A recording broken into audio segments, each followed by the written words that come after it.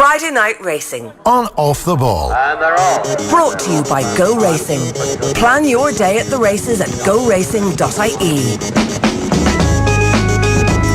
And a very good afternoon/evening to you, depending on when you are consuming this fine sporting content coming your way. If you're with us live this afternoon on our social channels, well then, well done you, and you're right up to speed with exactly how we like to deliver stuff to you, wherever you are, whenever you are, and we are ready when you are. So it's Friday Night Racing on a Friday afternoon right here on offtheball.com and across our social channels. We're also live on the radio tonight from 8 o'clock as well. And with us as ever is Johnny Ward, but a special guest this week is Mark Enright. Mark, how you doing?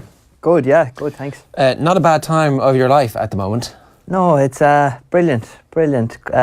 Mostly we're talking hurling here, of course. Oh, absolutely, yeah. Still until Sunday week is a good time anyway. Yeah, well, no, I think we'll be talking about hurling now for a long time. Up until Sunday week. You mightn't agree being a Galway man, but no, it's been good for a Limerick man. Certainly good week, yeah. Yeah, not bad from a hurling perspective, but also pretty shit hot from a racing perspective too. 3 big races in Galway. 33 to 1 shots on the second day or the first day? The third day, the Wednesday, yeah, the Wednesday. So had a good day. Had a first reserve get in, and she won a 33 to 1. Won a handicap hurdle race. Rugby connection. With Sean O'Brien, who's head of the syndicate, who's a good friend of mine. So I actually put him off backing it before it. Well done. He rang me and asked me what were the chances, and I said, look, it's her first time in a handicap. I think she's going to have it all to do. So this is Rivetta, is it? Rivetta, yeah. Okay. Yeah. So Horse Julie bolted up anyway. Yeah, won by about 10 lengths probably. Really? Probably won a bit too far. So I didn't hear from him for about 3 hours after the race, but I think he calmed down. But no, he was happy out. So tell us a little bit about how that works then. The horse was a reserve. At what point of the day do you understand that you're actually going to be in the race? So it was first reserve, so I was declared in it the morning before, okay. 12 o'clock the morning before, okay. But not knowing, waiting, hoping there'd be a non-runner. So I think at 10:30 the morning of the race, Kate Harrington, Jessie Harrington's daughter, rang me and said that she was getting in, and it was all systems go. So and in the race, right, you're like on a 33 to 1 shot that you've told everybody, nah, it's too soon, don't stay away from this one. At what point do you realise, this thing's alive? It's Sean O'Brien you're dealing with here, like, not dealing with any mere mortals. I suppose she didn't know she was 33 to 1, and you can't go out riding a horse as if they're 33 to 1, you know. You just have to go out, and I did what I was told. She just found her way, and the further the race went, the easier things got for her. And your own expectations were pretty low, like. Yeah, like on paper and on form, you wouldn't have fancied her, but you can't go out and ride a horse like they've no chance. You know, even though she was 33 to 1, you can't go out and ride them like they're 33 to 1. You have to ride every horse like they're a favourite, and. Yeah, she stormed up the hill, thankfully. And like coming up the hill when she just keeps getting stronger and stronger, that must be a pretty amazing feeling. It was good, yeah, it was good. She went down, she hadn't jumped great through the race, so I was just trying to hold her together, and she went down, and I think the only hurdle she jumped well was the last. Went down and winged the last and charged clear, and I think the first thought that came into my head then was, geez, he's going to kill me. Some muted applause to go, you're like romping home by 10 seconds, everyone's like, oh, for God's sake. And actually, it was one of those days where punters were struggling, and it was reserve as well, so a lot of people wouldn't even have known it was running, and the place went quiet. To give Mark ample time to think about what he'd say to Sean O'Brien. Yeah, absolutely. But no, he's all right. She won again on the Sunday, so happy days. He was happy out. Yeah. Well, that's not bad. It's good for it's a good plug for the ownership as well. And then so the Galway Plate is the same day, right? Yeah. Right, it was 2 races later. Yeah. Right. So you're coming down from that, a little bit concerned about the ownership connections of that one, and you're on another 33 to 1 shot, and you're like, probably no chance of this one either. Yeah. I was riding Clark, who's a former dual Grade 1 winner. Like he had the form in the book, but his form at the last 2 years wasn't that great. Okay. I was told to go out and enjoy myself. The horse liked to bowl along up near the front. Very good jumper, so there was no pressure. Just went out. We got a nice start. Went down and winged the first, and he travelled away.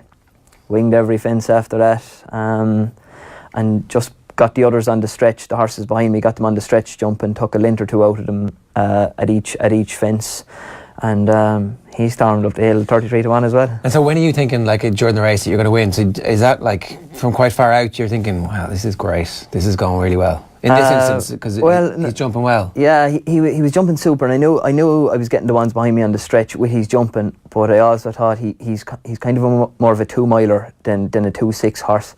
That must have been a very hard place to be when you're trying to conserve him, but he's jumping that well. What are you going to do? Like? Yeah, I just, like, he's an old rogue now at this stage, and I didn't want to disappoint him, but I won't lie, when I jumped 3 out and I had to look around, I said, geez, I'm plenty far in front. I said, right, we're going to grab the bull by the horns, but if I get beat, Gordon's going to kill me. But because the healing Galway as well, Ger, it's like, but I was looking at it, I was like, is this gone too quick? And even jumping the last, it's a long way to go. Yeah, but I'd never gone too quick. Yeah. I'd never gone too quick because I was never going faster than I wanted to go. It was his jumping got him there, and his jumping made up all the lints. I got lints out of jumping, and I went the speed I wanted to go the whole way through the race. So I knew I hadn't gone too quick, and his jumping won it for him. How does he get good at jumping in a race like this after a couple of years of being an old rogue? Well, he was always a good jumper. Okay. He ran in every sort of a race, and he was always a good jumper, but he just, I suppose, he just wasn't seeing out races, and maybe he just wasn't happy in himself, but it was just the way the race was suited. A horse came up beside me, going to the fence away from the stand, and kind of half disappointed my horse a little bit, but he fell, and when he fell, it just gave me a little bit of breathing space to. That was nearly the win of the race in a way, was it? I think so. Explain that. Sorry, what do you mean disappointed your horse? What happened? My horse was loving it in front, right. And I had got a nice off lead, and I just steadied it up a little bit to give him a breather coming up the hill the first time, and the horse. Drumcliff, Anya O'Connor, he just loomed up beside me, and we jumped the fence past the stand, and we turned around the bend, we jumped it together, and my horse just kind of half dropped the bridle as if to say, oh, not again, I'm going to be overtaken again, and he fell, and it gave me just 2 or 3 lengths on my own to get him back on an even keel. We went down, winged the next 3 fences, and that's the psychology of it that people don't understand. No, as I'd say, their characters, I'm kind of gobsmacked because I haven't heard anybody talk about a horse being disappointed. But he's probably like a fella that's been on a losing team an awful lot, like old Limerick hurlers, I suppose. And but it gets into your head that I'm going to be disappointed again. And who are Galway playing football this weekend? That's this weekend. Yeah. But one winning croker in 2 decades. Long time. But he'd been running in so many good races that he's bound to feel that pressure a lot. And he'd been running as a juvenile hurler, as a 3-year-old. Memorably, Brian Cooper got injured on him at Cheltenham. So he's actually quite long in the tooth for a horse that isn't that old. Right. He's had a lot of racing. Yeah, tough racing. He's had a lot of racing, and he showed up to a lot of those big handicaps as well. And he's been at every dogfight. He was in Cheltenham and Daintree, I think. Punches down as well. So that's incredible. To be rock up and Galway with him as well. Yeah. And in fairness to Jigginstown, so Jigginstown would be criticised for running these horses that, especially in the Irish National, and people would have said, why are they running Clarkham the Galway Plate? Well, the more horses you have in a race, in fairness, they won the race with a 33-1 shot. Yeah. They won a big pot. Yeah, absolutely. And like any of those horses can return to form on any given day. So it was just, thankfully it was him. And is that a one-off? Or is this now Clarkham? No, he could get great confidence from that. Again, it's what he does, what Clarkham turns up the next day. But he'll definitely get a little bit of confidence from it anyway. So you'd hope so. And then on the final day at Galway, you won with Sean Go, which was a 12-1 shot as well. Yeah, another spare ride. It had 9-10, so I only got on that on the Friday morning. My agent got me on it for Henry de Bromhead, and I actually thought he had quite a good chance going there. He'd won the time before, won really well in Wexford, and he'd only 9-10 in his back, which on the ground was fairly dead on the Sunday, so it was slow, sticky, kind of gluey ground. Explain the 9-10. That's your weight? That was the weight the horse had, which is its bottom weight in the handicap. Okay. So it rule out the vast majority of jockeys. Okay. Yeah, so it's my bread and butter basically, the lightweight. So I'm able to do it without a sweat. I'm only anyway about 9 stone 2 or 3. Okay. So it's very easy to do the lightweight. So it's a big advantage in those good handicaps as well to have a lightweight, especially on that sort of slower ground, and I thought Ruby had me coming up the hill. He was after getting a nice freebie in front, but he was quite free through the race. But we got him in the last couple of strides anyway, thank God. Okay, so that was a much closer finish. Yeah, I think I won a couple of lengths in the end, but we wore him down up the hill, and thankfully we got by him. To have winners for Jessica Harrington, Henry de Bromhead and Gordon Elliott and Galway's, that's more than writing a CV, you know. Yeah. Yeah, it was just the way things turned out that week. You know, the first reserve mightn't have got in. I only got on Clarkham at 11:30 the morning beforehand. John Cliff might have stayed up. Might have stayed up. It was just one thing after another. It was one of those weeks where everything clicked, and thankfully it all clicked for the right reason. How do you deal with a week like that then? Because like you really have to enjoy this, because it's what's rare is beautiful, right? And at the same time, you know, racing is one of those sports where if you're unbelievably successful, you still get beaten way more often than not. Like even if you're like the very best in the world at being a jockey, you still suffer defeat all the time. So when you have a big week like that, is it like, do you just have to stay in an even keel, or do you allow yourself to go a bit crazy? No, absolutely, stay in an even keel. You have to get up and go to work in the morning. If you don't go to work, you're not going to get rides. Like we were racing, I think Monday, Tuesday, Thursday this week so far, and I've had no winner yet. Loads of rides, couple that were lower prices than I'd normally ride. Right. And Gone at the game. None of them won. So is that because of this week? You have a really good week like this, and then suddenly you get on the better horses. Is that? Well, that's it. Yeah, you definitely get more rides because of it. You know, it's like for a lot of us, you know, we don't get the chance in the entries and the Cheltenhams and these bigger meetings. So like Galway is our stage to showcase our talents, and thankfully I had an unbelievable week in Galway. So you know, I just hope I can keep kicking on now through August and try and keep kicking into the winter. So as a career, it doesn't seem particularly stable at the moment. Definitely not. No, definitely not. Like I'm freelance. I've nothing set in stone. I look at the entries when they come out every week, and you know, I'm only hoping I get on spares, you know, and there's not a lot of spare rides, so you have to put in the groundwork and, you know, the early mornings. What is that groundwork like? Is that just meeting people and saying, look, I'm available, this is my CV, I'm really good? Or, I mean, obviously not your CV, but like they know who you are to a point where you're like just reminding people. How does that work? Well, it's just riding out. It's getting into different places. Like I'm in Gordon Elliott's 4 mornings a week now, which is brilliant, and Gordon's been great to me, and if I wasn't there, I wouldn't have won on Clarkham the other day. So that's great. And so you would have ridden Clarkham out? Yeah, absolutely. Okay, riding out the odd morning. I'd sat in him a few times before the race, you know. But you have to be like, today I was in Gordon's for 3 lots. I was back to the Curragh for Aidan Howard to ride 1 lot, and then I was in Lee Valley in Tote for Lorna Fowler to school another horse. You know, so you just have to put in the miles and get around to as many different trainers as you can to be it to school a horse or just canter a horse around the gallop. You know, just get yourself out there and spread out and do as much work as you can, I suppose. And what's the ambition then? Like, what do you want to ride full-time for a trainer? Is that ultimately your goal, or is the freelance life actually something that suits you and your temperament at the moment? No, well, I don't think anyone really wants to be freelance. It's just like, I'd love to have a job. I'd love to be Gordon Elliott's stable jockey, or Henry de Bromhead's stable jockey, or William Mullins, Jessica Harrington. I'd love to have a steady, stable job where you could look at the entries at the start of each week and say, right, I'm going to ride this, that and this. Yeah. But I look at them and say, right, I'm going to ring him, see can I get on that. I'm going to ring him, see if I go down in school that in the morning, will I get on that? You know, there's no stability being freelance, you know. But like, I think Gordon Elliott said it a few times, you know, if you don't start out with the ambition, in his game obviously he's a trainer, if you don't start out with the ambition of being champion trainer, there's no point in doing it. I'd love to be champion jockey. It probably will never happen, but you just have to stick to that mind frame and keep working as hard as you can, and you never know what could happen. You look at Rachel Blackmore, like, who people said should never have turned pro, was really struggling as an amateur, really going nowhere, and now she's leading the jockey stand in August, you know, and she's riding for everyone under the sun.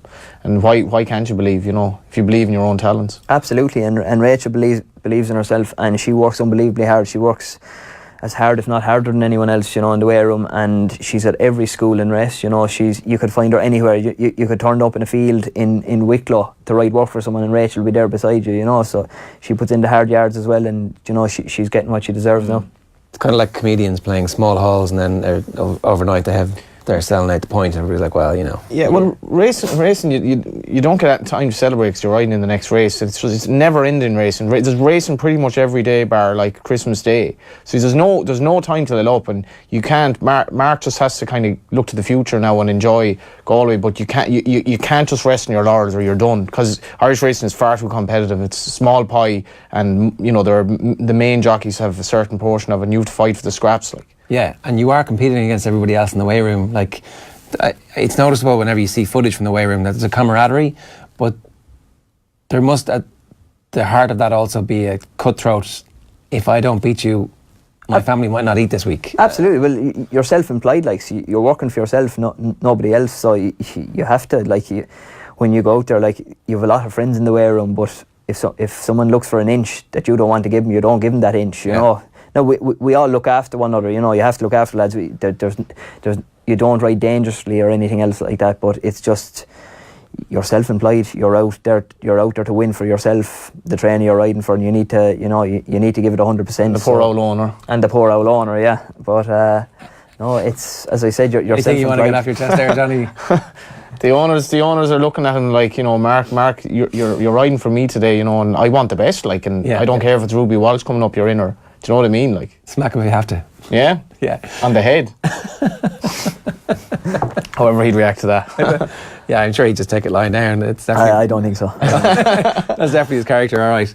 Tell us a bit about your background, because you're from Limerick, but you're not actually from a horsey family at all. No, not at all. I grew up, my father had a few greyhounds up and down, and I got into it. It was actually a neighbour of mine down the road had a couple of ponies, Patsy Lynch, and I used to go down there, and geez, for years my brother used to be going around sitting up in their backs, and Patsy would be leading them around the field, and I was afraid of my life. I wouldn't go into the fence to them, but something just clicked with me one day, and I took a liking for them. And it was actually Pat Flynn done a show on RT. Oh, with Hector, yeah. Only Fools Buy Horses, yeah. And I got real into it. It was on every week for 3 or 4 weeks or something. Very, very watchable. Yeah. And I just got hooked in this, and watching the jockeys, and I thought, geez, this would be grand. It like anything when you're younger. Sure, I wanted to be in the army, I wanted to be a carpenter, I wanted to do everything, like, but it just... You were well young then, like, that's a while ago. That's a long time ago now, yeah, but it just clicked to me. I was still in primary school, I think, and so after a while then I went for riding lessons, and I started riding out then for Billy Lee's dad, Mike Lee, on the weekends, who actually sadly passed away a couple of months ago, but you know, he was a tough taskmaster now, and with a tough apprenticeship there, but you know, it definitely stood to me. Yeah, it definitely stood to me. Jeez, what a rider Billy is, like. Billy's unbelievable. That was, you know, one of the things I took out of Galway more than anything else was I was leading jump jockey on the Sunday after the week, and he would have been 1,000,000,000 to 1 now to be leading jump jockey. Like, this was an incredible achievement. Like. Yeah, it was huge, and I think I was just after getting presented with my trophy, and Billy came in, and he was after getting his trophy. I didn't actually realise it, but Billy was after leading flat jockey for the week. So for the two of us, you know, you're from within very little of each other, about 7 minutes over the road from one another. You were so kids together. Well, Billy would have been a few years older than me, but when I started off there, I'd known Billy, and we kind of trucked on together since then. I lived with Billy for a while and stuff, but I hope you got a photo together. We did. We went out and got a picture with Pat Healy, but I think that was very special, and especially, you know, with Mike Lee after passing away a couple of months ago. You know, for the two of us to stand and be leading jockeys in Galway, that was huge. So you mentioned there that you obviously win the jumps at Galway, but you started out as a flat jockey. Started out originally in the flat, but the weight got the better of me. I'm actually lighter now than I was when I was apprentice on the flat. But what's that, better eating or just fitter? No, I think just more of a routine, I suppose. I was only 16, 17 when I started riding the flat. I was only after leaving home. You know, it was my first bit of freedom. So Goodfellas pizzas and a pint of milk for dinner. It was my college for the first couple of years. So at the bit of freedom, I went a bit wild. But no, I never really got as much of a kick out of the flat as I got over jumps. So no, definitely jump jockey is definitely the way to go. Well, would you ever go back? Like, is it something that you think you can do? I rode a few on the flat in Galway. I'd mix it a little bit, but like it's a tough game. See Robbie Colgan riding flat winners away in Galway, an unbelievable rider. He's very tidy. What way are the flat jockeys? What's the difference? Kind of like I think Billy be very steady at 9 stone every day, you know, but there's a lot of lads lighter. 8'4" is bottom weight on the flat, you know. It's 8'4", 9'10" is bottom weight over jump, so there's a big difference, you know. Yeah, okay, so 8'4" might be a struggle. Yeah, definitely. Yeah. For now, I can do 9 stone, all right. You've no interest in 8'4". No. How was your Galway? Yeah, it was grand. I'm not just saying that because he's here, but I think was the unquestioned highlight was Mark winning the Galway plate, because obviously he's been very brave to talk about his own struggles in not only in racing but in life, and you identify with somebody who's been honest, like that life isn't straightforward. And Mark is one of these milieu of jockeys who has a lot of rides but not that many winners, because they're just not there. And to ride a 33 to 1 shot the way he did, like, it was nearly the equivalent of going out in the Grand National and making the running, and you're always looking behind you, you know, is there something coming at me? But like, the fact that virtually everyone lost money on the race was redundant, because Mark Enright won the Galway plate, and I think that's what Galway is about. And to finish top jockey in the flat it's not like a massive award over the course of the season, but like, it was incredible. And that was my I would have lost money in Galway, but that would have been my favourite memory anyway. Yeah, Mark, Johnny brings it up there. You made the decision to go public with the fact that you had suffered from depression, and I feel like not enough people can ever do that in sport in particular, because everybody watches sport and we hold sports people up as, well, they're immortal for a few seconds whenever they win or they do something amazing. But actually the truth of it is that life is messy and really difficult and very hard. And that must have been difficult enough to go public with the decision? Yeah, I suppose going public at the time, I'd been away and I'd taken a break from the game for a while. I'd obviously been in St. Pat's mental hospital for a while as well, and I just got myself back together. And I had told some of my friends at the time, and obviously, like, when you tell if any more than 2 people know something, it's too many, obviously, you know. So like, some people knew, some people didn't. I was a little bit paranoid going back into the weigh room in Gore on the first day I started back as to who knew and who didn't know. I had said originally I was out with my appendix, and I just spoke to Adrian McGoldrick, our doctor, or the Turf Club doctor, who is unbelievable, and you know, I can't thank the man enough for what he's done for me. Now. You know, yeah, who's retiring at the end of the year, but like, he's been so good to me and to all of us. But I rang him and I said, look, at Adrian, I'm a little bit worried about going back into the weigh room. I'm a little bit paranoid about who knows and who doesn't know, and I don't want to lie to people. And he said, well, would you like to do something in the race and post? And I just thought about it for an hour or two, and I said, look, at here goes. I done it for myself, nobody else, you know. I done it for my own conscience, really. Just I wanted people to know, and I can move on. And it was handy now, because everyone knows. I don't have to text 50 people. Exactly. Everyone reads the race and post in the industry. Everyone got it, but it was much bigger than what I had thought it was going to be, and like, I think thankfully it's helped an awful lot of people. And do you know why it's bigger? Because everybody knows somebody who has suffered from depression or who is suffering with depression, and it's this awful Irish thing we have where we keep stuff bottled up, and then somebody breaks ranks and everybody goes, yeah, me too. I have exactly the same story. Absolutely, you know? And the amount of text messages that I got from people that I'd be seeing every day and say, look, I've been through it myself. Do you know, I was gobsmacked to see the amount of people that had gone through it, and like, at the time I thought I was in this hole that I was never going to get out of, and like, I genuinely thought at the time I was the only person that was struggling from this, you know. Like, nobody else can feel this bad, but like, it's as common as the flu, you know. It's just it is what it is now. It's common, and like, the more people that talk about it now, the better, and hopefully. And do you feel part of that, like that movement, that we have become more articulate as a country and better as a race of people at helping people to talk about it, to deal with it, and to just normalise the fact that it's as common as a flu? And it's actually, you know, for the people who are suffering, it's a massive deal, and for their family. But for the rest of us, all we should be trying to do is help. It's like not actually any of our business, and there should be no stigma attached to this. Absolutely, and like that, the more people talk about it, and like, even doing things like this, just one person might hear this and get something from it, you know. So the more we talk about it, the better, definitely, you know. And just have to keep talking about it, I think. Yeah. I do find sometimes that people come out with their stories, and that's the one part of it that they didn't expect, that they're kind of thrust into the role of unofficial spokesperson for whatever it is they're talking about. And you know, you're busy dealing with your own stuff, and then suddenly it's like, well, the media are ringing you up going, here, listen, I need you to tell that story again.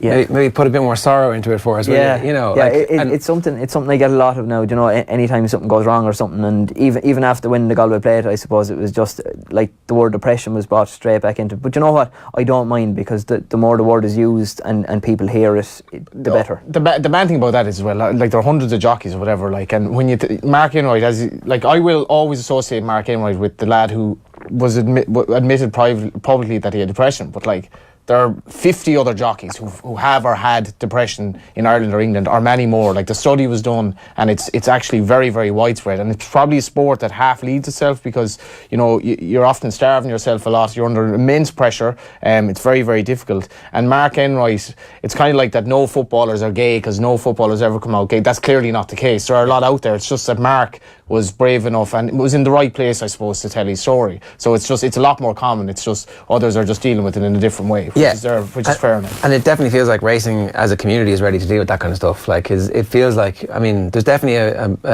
a macho element to the in the past anyway, when we would have spoken to people, they wouldn't have been too keen on the science of dietitians and all that kind of stuff. And you're thinking, but that's madness. Like, of all of the world, you guys need your nutritionists and your dietitians, and you're like, you should all be weighing out how much vegetables you're having, as opposed to, I'm having a square of chocolate today and a black coffee tomorrow. The mad thing as well, if you read Robert Inca's book, who was the German keeper who sadly took his own life, like, he was in a chronic, really, really, really bad with depression, yet he could go out on a football pitch and basically nobody would know. Yeah. And he was still able to perform. He was just, for that 90 minutes, he was able to mask it, which I think is really, really important for people. It could be anyone who has it. And always ask somebody, you know, how is he, or how are, but ask them a second time, how are you really? Like, I've just noticed you're a bit quiet, like, are things all right? Like, because you do have to look out for people. It could be anyone, you know, and the fact, like, for depression to be taboo is just absolutely ridiculous, because it's, the percentages are so high, do you know what I mean? And it's just a part of our complexity. I think the thing as well is people always say, you know, you need to talk and you need to tell people.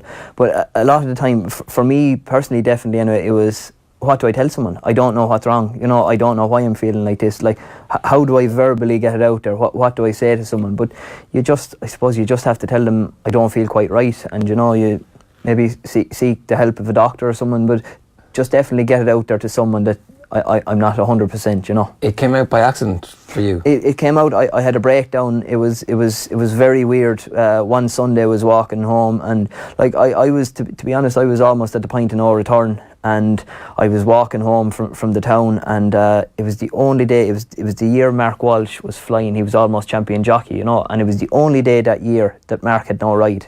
He had a ride every other day. It was a Sunday. Hard to think, like. A Sunday in Naas, and every other day in Naas he'd have a full book of rides, and I was walking down to get to my house. I had to pass Mark's house, and I just seen his car there, and I said, sure, look, I'll go in and have a cup of tea with him. And I was as low as I had ever been, and called in for a cup of tea, and I just broke down into the cup of tea, and, you know, it all flooded out. And, you know, thankfully Mark rang Adrian McGoldrick, and he came over. And Mark is one of these lads, like, who to my mind is the most talented jump jockey in Ireland at the moment, but he's very quiet. Certainly is to the press, but he was there that day. He was there that day, and things like that. He's actually godfather for my little daughter Sophie now. You know, he's as good a friend as anyone could ask for. You know, he's a brilliant fella. It is mad, the little things that help you along the way to get out of whatever hole you're in, and you just hope again that anybody who has found themselves in those difficulties does reach out and does find help and does find somebody like Dr. McGoldrick, who's kind of ready to help, and does find a mate like you found, you know? Absolutely, yeah. If you think as well, like, we all came from a little thing that came out from under the sea, and we all evolved into the humans, how could we not be a little bit complex? Do you know, how could we all be perfect? It just doesn't work like that. Yeah. JP, our producer, says, speaking of fish, tell us about your nickname. Nickname Fish. I was living with Martin Ferris in Cashel, and I came home one evening, and I said, Martin, I said, I need to ask you something. And Martin said, right, go on. I said, can I get a goldfish? I said, I'm a bit lonely in the house. Martin was away. How was a goldfish going to help? Well, sure, it was something to feed and a bit of responsibility for myself, I suppose. Goldfish, I'd feel sorry. It's a goldfish. But, so I asked Martin, could I get a goldfish? And he said, no, definitely not. So himself and Davy Condon started calling me fish after that. I can't swim either, so that's a bit to do with it as well. That definitely helps. All right, let's move on and have a look at some of the races that we should talk about this weekend. You wanted to talk about Arlington. So Arlington is this famous track outside Chicago, and there's plenty of Irish interest in it this weekend. Slightly longer odd shots in the Secretariat Stakes. Oh no, hang on, you'll get the favourite in the Secretariat. It's the Arlington Million were slightly longer odds. Yeah, we're rocking over there with a fairly big team, and actually Aidan O'Brien brings 2 Camelot horses over there who would have decent chances, but Platinum Warrior Michael Halford, who must be his first horse ever to run in the US for Michael Halford, I would have thought. God, I would have thought so now, yeah. Now this horse ran in the Irish Derby, but he banged his head coming out of the stalls. He wasn't unfancied on that occasion, and I'm just checking actually the time of the race. It's roughly around midnight tomorrow night, but I think he's very happy with how he's settled in over there, and that's probably half the battle. Like, I mean, it's obviously quite hot over there now. You have to settle into the routine, and I quite like his chance. He's dropping back to 1 mile and 2. That's in the 10:48 Irish time, the Secretariat Stakes, and yeah, he's a decent chance, I think. Okay, and then the other one is the Arlington Million. We have the perennial traveller Deauville, who's 5-year-old now. He's been around the block. Should run very well, and I think the Irish could have a winner or 2 over there. They're not ridiculously strong races. Analyse It should probably win the Secretariat for Chad Brown, but you know, the likes of Hunting Orange, Luce Tiberius and Platinum Warrior will put it up to them, and you've a busy weekend as well. Busy, yeah. 5 in Kilbeggan tomorrow and 2 Sunday in Downpatrick, so a couple of nice rides in Kilbeggan tomorrow. You've got to tell us more than that, like. Yeah, I've only had a look at the decks. I haven't had time to go through them properly yet, but I ride a nice horse in the handicap chase for James Sheehan, who's a very shrewd trainer called Minds Made Up, I think. Yeah, I think he'd have a course winner. He's probably the best of my rides. He'd have a big shout. Have you ridden him before? No, first time to ride him. Yeah. So Mark's telling us to have a look at Minds Made Up, but for everybody else who's listening, who was here at the start, make sure you look at whatever's 33-1 that he's putting us off. So that's got a really good chance. He's clearly a good judge anyway. yeah, definitely. Let's have a look at the races in the Curragh. There's a couple of group races on Sunday in the Curragh, and let's start with the Keeneland Phoenix Stakes here. Advertise, a lot of hype about it. Advertise on the front. Advertise, one of those horses that seems to be a mainstay on the front of the racing post, and Frankie Dettori rides. So what do you like here? What's going on in this race? Well, this is a fascinating race, because if Advertise didn't come over, which was mooted that he wouldn't, like, it would be a complete benefit for Aidan O'Brien. Nobody really wants that. I don't even think Aidan wants that. It would have been like 5 runners and he'd have 4 of them. Sergei Prokofiev will be something like 5s on. So as it is, you've the quintessential match where Advertise, and this is where a race form reading comes into its own, because Advertise beat Sergei Prokofiev in the Coventry Royal Ascot. As such, why can't he beat him again? But I think, looking back in the Coventry, I think Sergei Prokofiev had a messy enough race. He had to work very, very hard to chase Calix, the winner, and then basically just got tired and Advertise passed him out. And also, Aidan has 4 horses in the race, so he can kind of call the shots in terms of tactics. So if he thinks Sergei Prokofiev is his best horse, he can kind of instruct other horses to be ridden in certain ways, and they're not non-triers or anything. But I think Sergei Prokofiev, he's trying to win the race for the 17th time, which for a guy who's like 49 or 50, not bad, is it? If he's listening in, I apologise. I think he's 49. Could definitely pass for a lot, you know. Not saying he'd be asked for ID, but he definitely could pass for a lot younger. But in the States, maybe. In the States, over in Arlington. So God knows, he could well be in Arlington and fly back, be here for the Curragh. That he expects his jockey to do that, and he can be back for work. Like he's some man. But I do like Sergei Prokofiev. I think he's a great bet. And I should mention as well, Alpha Centauri running in France in Deauville on Sunday. I haven't seen a filly like her. Have you seen her in the flesh? She's unbelievable. I have actually. Yeah, she's unbelievable even to look at. But so she won the 1,000 Guineas, the Coronation Stakes, and the Falmouth Stakes. The performance the last day I thought was just unbelievable, wasn't it? Different tactics. She's just and now she's taking on the boys, but like it looks like a mismatch. She's basically built like a brute of a man, not even, you know, she's huge. Like Jessie said, she thought she was a jumper when she got the weights. She thought she was getting the wrong weight when she weighed her as a 2-year-old. This as a 2-year-old, she's just a freak. Because she's so big. She's massive. Right. I saw a photo there midweek of one of her handlers, and it was like Grand National winner. She was absolutely huge. Yeah. As long as the rain doesn't come too heavily in France, you can, There's been a bit of rain apparently. Yeah, I think they didn't get the storm they were half expecting. I mean, the weather's been mad. How could it be anything but nice ground in France? But couldn't see her being beaten. And I have to say, I'm not even 100% sure what she's running against. I know Romanise is over there, but she's awesome. And it's great that the Irish bounty in the classics this year has been just spread around so much. Like, I think we've had 4 different classic winners already. And so what happens Alpha Centauri? At what point do they go, okay, you're going to be a mare now, and we've decided that's... Yeah, that's a big question. Like, putting on the old Irish racing promotion hat, I'd like to see her in Leopardstown next month, but I don't think that's on their agenda, and they're just taking a different route. Might stay in training next year, not 100% sure. Yeah, it's a hard one to call, isn't it? Like, she's 3, so she's probably going to be bigger again at 4. And just imagine a 4-year-old. She could become an absolute legend of the turf.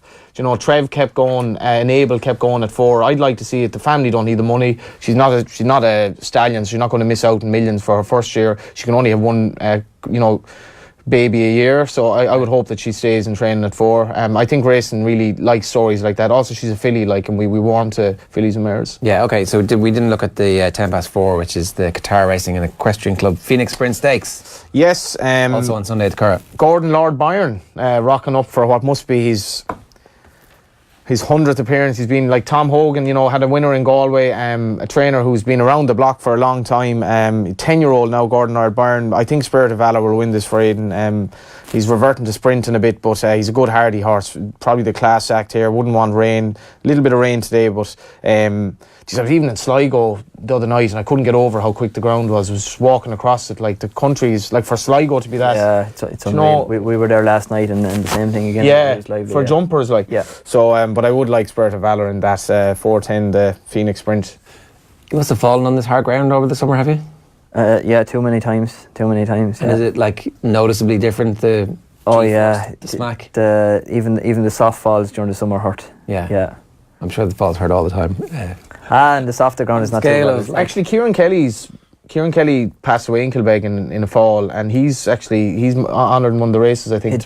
Beginner's Chase tomorrow night, yeah. It's 2003, I think now. Yeah. It's 15 years ago. I remember vividly, Kieran, obviously, if Desi Hughes would have passed away as well since, but absolute gentleman, Kieran, and honoured 15 years on by Kilbeggan, which was unfortunately the last racetrack that he ever rode at. But he'll be definitely fondly remembered, and still, like most of the jockeys, will remember him quite well. Yeah, okay. For this week's the Tote.com charity bet, we're going to turn our attention to the Tote Pick 6, which is a guaranteed 50 grand this Sunday at the Curragh. By playing at 50 cent a line, it can cover 96 possible winning combinations for €48, giving us a good chance to win big for the Injured Jockeys Fund. The aim of the Pick 6 is to pick the winners in races 1 to 6. You can choose just one potential winner in each race, or you can cover multiple combinations, as we're doing, to increase your chances of winning. Keep an eye on Twitter for our Pick 6 selection. Also of note at the Curragh this weekend is the race 6 Tote Trifecta, which has a rollover of €11,231 already. To play the Trifecta, you just pick the horses to finish first, second and third in the race. And you're going to make those selections for us. You're going to pick 6 winners in 6 separate races, Johnny. That can be done. Well, it can be done because you have a few selections, so it's not like you have to pick one in each race, and that's virtually impossible. So I've gone for 4 selections in the first. 1, 5, 6 and 10. 2 selections in race 2, 2 and 8.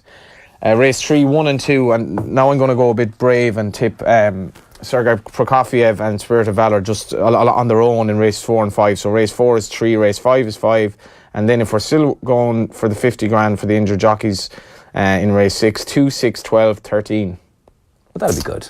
What? Winning, picking on 50 grand for the Injured Jockeys. That would be the best thing you've done this week, Johnny. I'd prefer to win it myself, but a close second, But in fairness to the Injured Jockeys, it is a noble, it's definitely a noble thing to give a few bob to, because these lads are followed by an ambulance. You can't say that about many people in their general workday. No, absolutely not. Friday Night Racing brought to you with GoRacing.ie. Check that out for all of your information about your racing needs and what cards are coming up, and indeed what race meetings are coming up as well. Great stuff. Thanks very much for joining us today. Really enjoyed that. Thanks for having me. Johnny, as ever. Top man. Good stuff. We'll see you next week. Friday Night Racing. On Off the Ball. Brought to you by Go Racing.